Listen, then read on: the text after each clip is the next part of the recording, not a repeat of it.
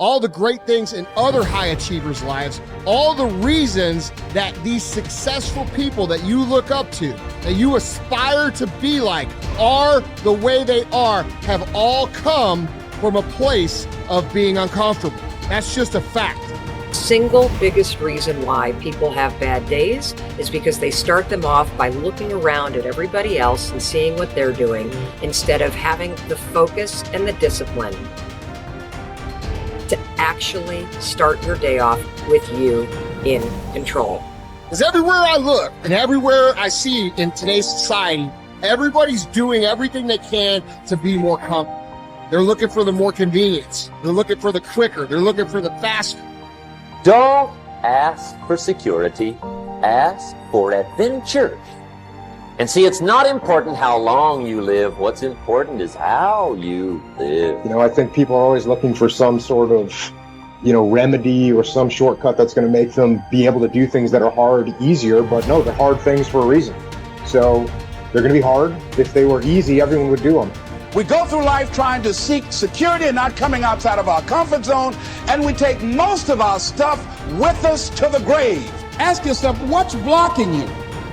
What's preventing you from acting? Why don't you have the courage to handle that? Why won't you face that? What are you running away from? What kind of avoidance behavior are you engaged in? Next is, what is the worst thing that can happen when you take action? But you have to make a conscientious decision that you're going to change. And it's not dependent on anybody else. Self-discipline begins with the mastery of your thoughts. If you don't control what you think, you can't control what you do. Understanding how to set up daily routines with alternating brain and body training and killing procrastination. Each and every day that you are breathing in this world, each and every day that you are doing something in this world, you should be focusing on getting better, not worse. Show me your character. Remain disciplined. Stay strong. When it all seems hopeless, keep plugging away. Nothing can stop you if you don't stop for anything. Don't stop for anything. Never break your discipline. Remain faithful to yourself and your vision.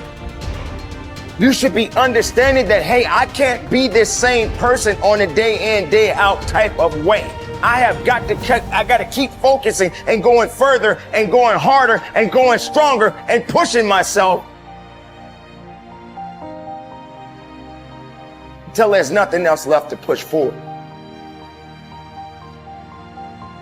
Okay, so let's say you pick a level of competition where you're always winning. It's like, well, all that means is you've picked the wrong level of competition. Yes. Because, let's say you're a grandmaster chess player and all you do is play amateurs, and every night you go home and congratulate yourself on what a genius you are because you just stomp these people left, right, and center. It's like, you're not a genius, you're a dimwit. Right. What you should be doing is playing people who are beating you as much as you can tolerate. Right. So maybe that's 40% of the time, maybe it's 60% of the time. But that way, because to be a winner, you want to be disciplined, you want to know what you're doing, and then you want to be on the edge where your skills are being developed. And if you're going to be on the edge where your skills are going to be developed, you're at a place where losing is always a possibility, because otherwise you're not pushing yourself beyond your current capacity. And so one of the things that I've outlined in 12 Rules for Life is a theory of meaning. Because meaning, as far as I'm concerned, the sense of meaningful engagement is the antidote to malevolence and suffering, essentially. Because you want to have a life that's so engaging that you think, despite the fact that I'm limited and that we're mortal and that life is tragedy and there's evil in the world, despite all that, this is worth doing. And I think that there's a technical meaning that genuinely exists, and that's the meaning that you get when you're in a domain where you have some discipline and some skill. So you're laying out your competence and your ability, but you're simultaneously pushing yourself to develop past where you are. That's really engrossing. What that is doing is expanding your competence. And so life is suffering and betrayal in many senses of the word. But you can adopt a way of traversing through life that is more powerful than the tragedy and the malevolence. It is hard to have the success you want. It's hard to have a jet and freedom and extra houses. And it takes hard work and it takes time. And there's no shortcut. I don't care what anybody thinks. There's no shortcut. Maybe you could have bought Dogecoin and you got lucky. That is the rarest thing in the history of the world. Ed and I would bet we agree. I don't even know. Neither one of us probably invested in crypto when all of our friends said to, because we didn't know it, we didn't feel it, and we missed it. So I'm so blessed if you did for you, but that's not where true wealth is made. You have to work 50% harder than you think you do. You have to get kicked in the teeth more than you think. You have to get questioned by your friends and family and look like the dreamer twice as much as you think. The people you thought were going to support you aren't. Some people are going to talk behind your back. Some friends are going to leave you, and guess what? It's worth every freaking penny. It's worth every moment, every disappointment. There was a gentleman named David 𝐃𝐨𝐧'𝐭. I met him. He was paralyzed from the neck down. And not always paralyzed. I think it was a jogging car accident. And he had these 𝐃𝐨𝐬𝐤 credos. It was like a business card that folded out. And one of his 𝐃𝐨𝐤𝐤 credos, to make him positive, most positive guy you ever met, couldn't move anything below his neck, one of them was, living the hard way is easy, and living the easy way is hard. So before I answer this about multiple streams of income, I think it's really important I tell you this. Living the hard way makes it easy. I could blame a lot of people. And that's the book I was reading. And I put it off on everybody else. It wasn't until I said, you know what, for me to fix this, I gotta read what the f is wrong with David Goggins. Not blame anybody. Read my book, say, okay, I'm afraid of my shadow.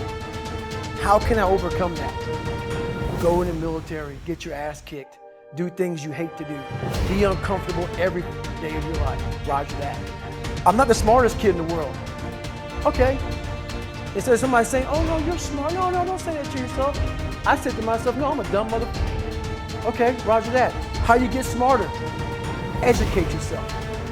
So the things that we run from, we're running from the truth. We're running from the truth, man.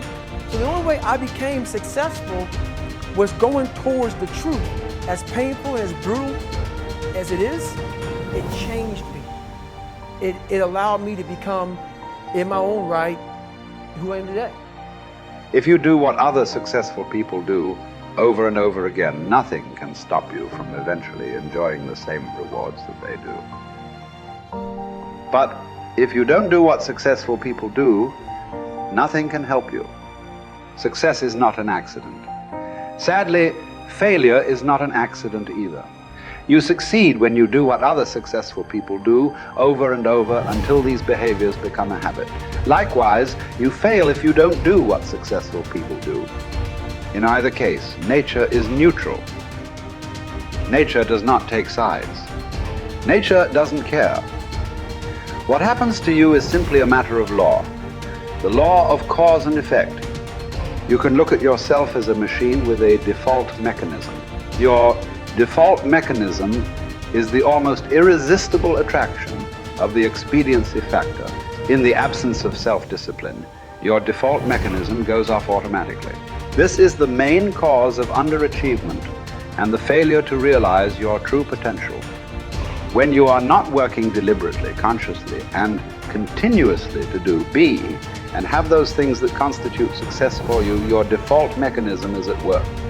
You end up doing those fun, easy, and low-value things in the short term that lead to frustration, financial worries, and failure in the long term. One of the most important requirements for success, once you have decided what it is that you want, is the quality of willingness. Successful people are willing to pay the price, whatever it is and for as long as it takes, until they achieve the results they desire. Everyone wants to be successful. Everyone wants to be healthy, happy, thin, and rich. But most people are not willing to pay the price. Occasionally, they may be willing to pay the price, but they are not willing to pay the whole price. They always hold back. They always have some excuse or rationalization for not disciplining themselves to do everything that they need to do to achieve their goal. How can you tell when you have paid the full price of success? It's simple. Look around you. There it is. You can always tell how much of the price of success you have paid by looking at your current lifestyle and your bank account. By the law of correspondence, Your outer world will, like a mirror, always reflect the person you are and the price you have paid on the inside.